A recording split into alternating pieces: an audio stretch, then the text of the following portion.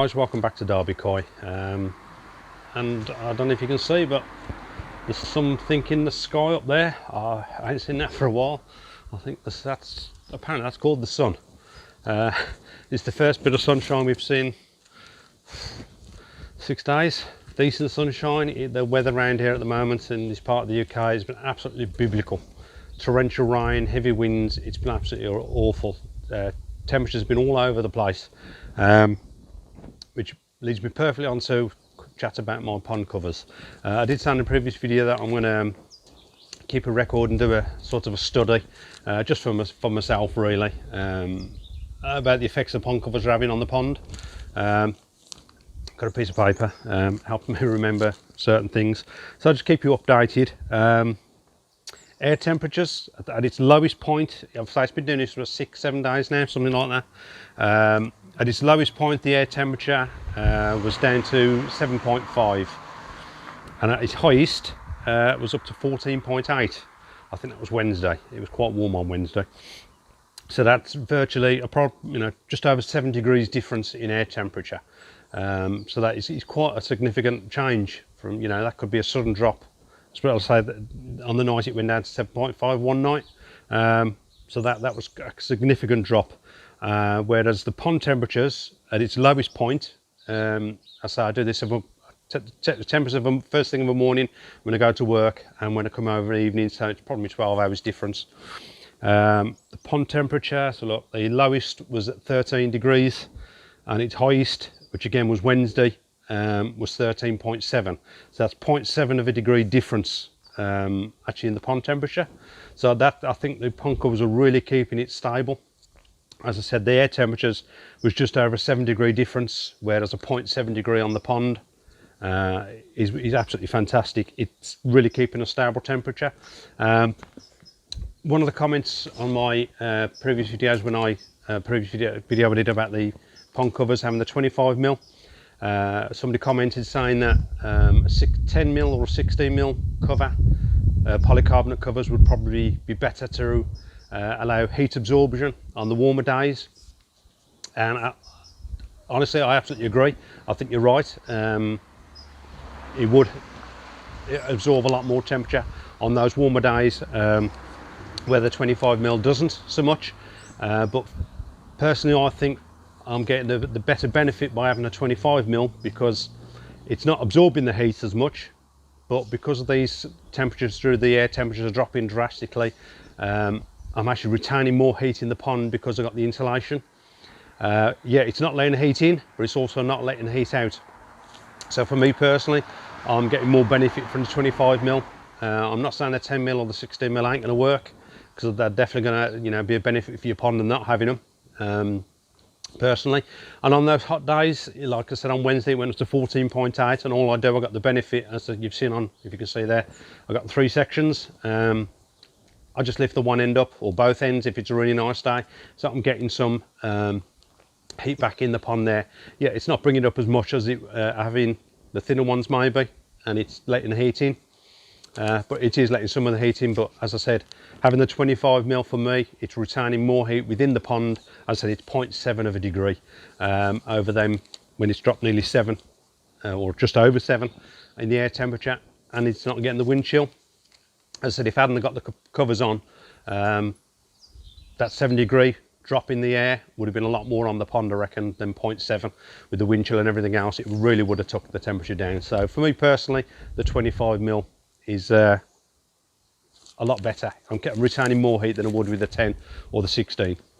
But that's just what I found so far. Obviously, I will keep you more updated on this as we go along. It has only been a week, but yeah. We'll see how we go with that one.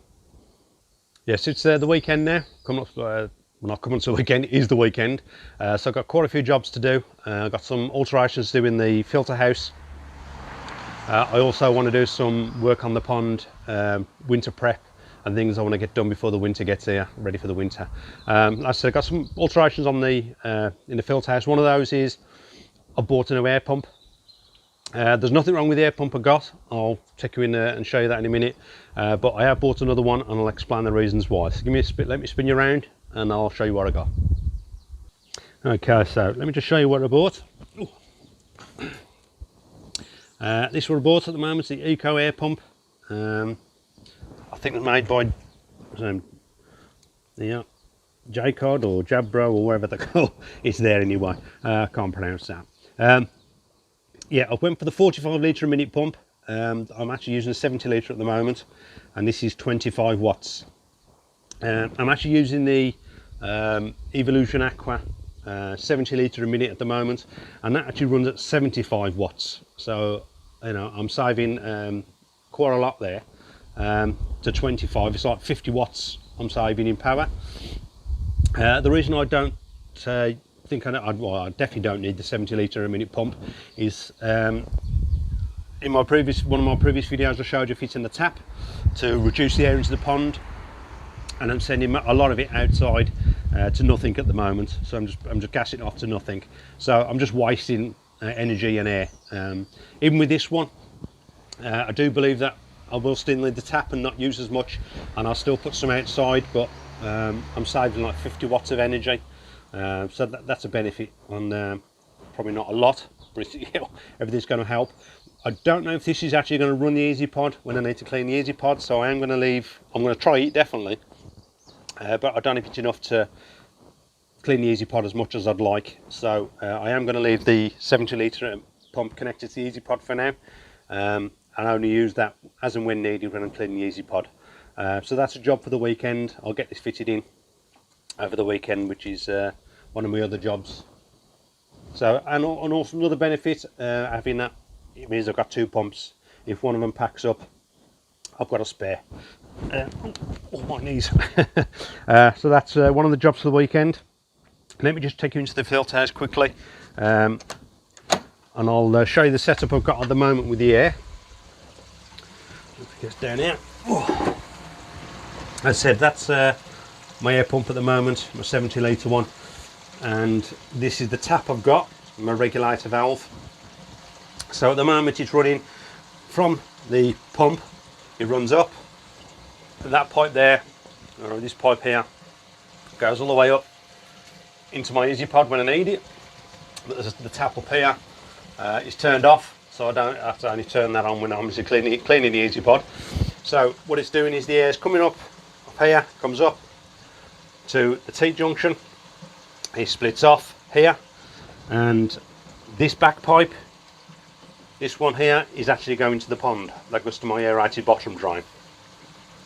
And this pipe from here, with the regulator on, sorry about the mess, I am going to sort this out next year. It's actually just pushed through the wall of the shed, you can just see it moving down there. So it's pushed to nothing. So I'll regulate how much air is going outside. So we let more air outside, more I open this, and then which means there's less actually going down this pipe, this back pipe here, to the pond. So I'm still going to use that setup, I think, the way it's running at the moment, into the pond and outside, because I think I'm definitely going to need it. But I just won't be throwing as much air outside and not using as much power. As I said, yes, there's all these pipes next year. I'm going to do some more alterations in the filter house, so things are going to change. So most of these flexi pipes will go next year and hopefully go to solid pipe, and all this will be tidied up. But the pump, obviously, is here at the moment. I might put it somewhere else. Then again, I might just leave it there, the new one. So that's just quickly showing you how my air set up. And again, I apologise for the sake of the pipe work. That is all going to change next year. So yeah, that's one of the jobs for tomorrow. So I've got other jobs to do as well. Okay, yes, so as I said, I want to get my pumping sorted over the weekend, and I've got other jobs to do. One of those jobs, I've got to sort my lilies out. I want to take the lilies out the pond, and they'll need to trim down, ready for the winter, and put them in my quarantine tank that I'll stay in there over the winter, and I can get my grid sorted on for those. If you remember from an earlier video, I had to change into the larger rocks. Even the bigger ones are still rummaging around in there, so I'll put the grids on, that will stop those. Another job I want to do is I want to purge my bottom drain. Whether you can remember, in this here is my pipe work from the bottom drain, and if you remember in my how I built my pond and I walked around the filter house, I showed you inside there where I've got my extension pipe from the bottom drain, which is higher than the water level, so I can gain access to it if I need to purge it or anything. That's how I want to gain access. So I want to do that now before the cold weather sets in.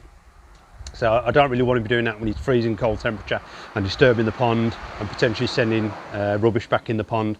Anything that does get in there, it'll give me a chance to get it cleared out and filter it out before the cold weather sets in. So that's another job for tomorrow. I also, if you remember me saying, I want to change the way my trickle system works. So again, sorry about the spinning back and forth, but let me spin you around and I'll talk you through what I want to do in there.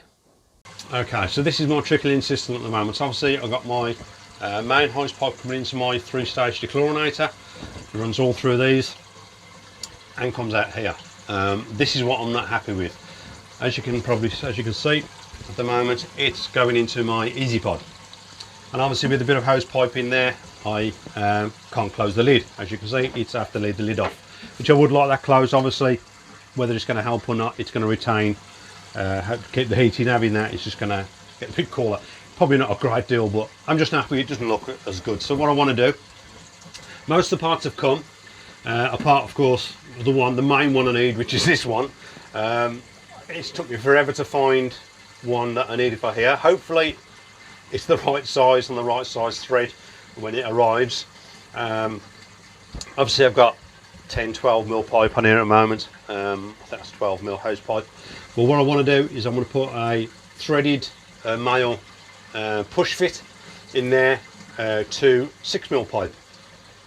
I think it's 6 mil 1/4 inch pipe. So what it'll do, instead of running it into this, I'll have the pipe coming out of here, and it'll come all the way around, and I'm going to put it on I've got this little black here into my, you can see in there, excuse me, it's probably not very bright, but that's all my alpha grog in there. So I'll want to run my trickling system into there, so I'll just put a little hole in the corner of one of this little black plate, so it will actually trickle in, and I'll fit a little regulator tap somewhere down here to the wall, and then run it into there, so it'll be out the way a little better, it'll look a bit better, and I just think it's going to look a lot easier, a lot more control, because at the moment, if I come over here, I have to control the amount of trickling by the main tap and this one here, this little thing, and to be honest, it's not that accurate. It's very difficult. I'm constantly messing with it when I need my trickle to go up or down.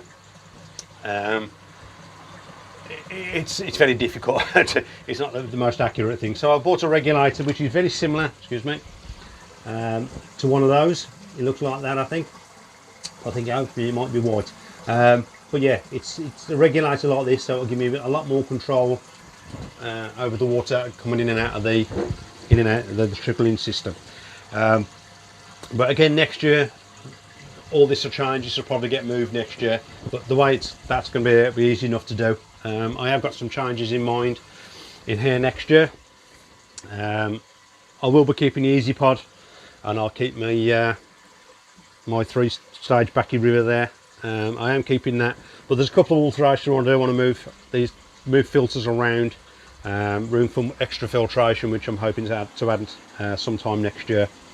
So that will all change, and I say the chlorinator will probably be moved, and I'm not sure about the UV yet, if that will stay there or not, until I get everything else set up and in position.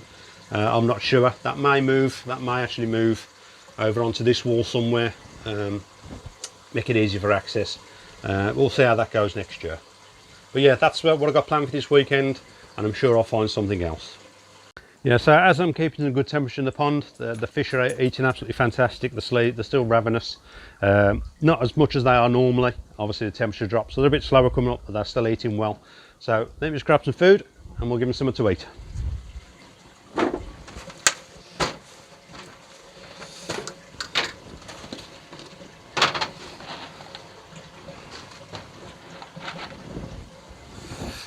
As I said, got the 6 mil, and I'm still feeding the smaller, I know it's 2 or 3 mil to 4 mil maybe, something like that, some of them, for the smaller fish. So just a little bit, because I fed not so long ago, which is all gone.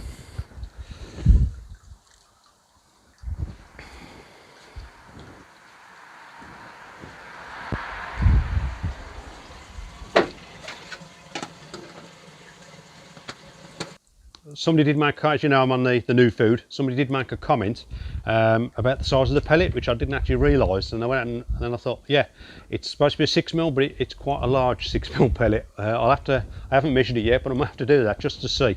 It is quite a large pellet, and they were very dubious when I first put it in, when they first went onto it. So the first two maybe 3 days, all I fed them was the new stuff. I didn't feed them the old wheat germ, so it was all the larger pellet. And so they were dubious at first, but after a day or two that they came up. They ate it, yes, but they got more and more confident with it, and they ate it no problem. But it did take a while for them to get used to it. After a couple of days of them just eating the 6mm, I then started to incorporate again the smaller pellet in for it as well, for the smaller ones to eat a bit more. And now they eat it all. So yeah, I'm more than happy with it. You just need to persist with it, and I'm sure they'll get used to it. If you are having problems, just persist and they'll get used to it. Yeah, so as you see, I've got a busy weekend ahead. So hopefully the weather's going to stay okay. I think we're in for rain tomorrow, typical, but hopefully I can get some of it done, and hopefully a better day Sunday. So that's my weekend sorted. Hopefully you found this of interest, i.e. with the pond covers. I will keep you updated. I'll do this, probably once a week, once a fortnight, who knows. I don't want to bore you doing every day, telling you my daily figures. If you're interested in those and you want them, drop me a message or a comment down below, and I'll happily supply those, or I'll put them on my Facebook page. But yeah, we'll see how we go with that. I'm hopeful it's going to come out the way I want it, but so far it's going great. I'm really pleased with the covers. Big thank you to all those who have subscribed. If you haven't subscribed, as always, hit that subscribe button and ring that little bell. It's okay, there's a horse going past. Yeah, stay safe, and I'll see you on the next one.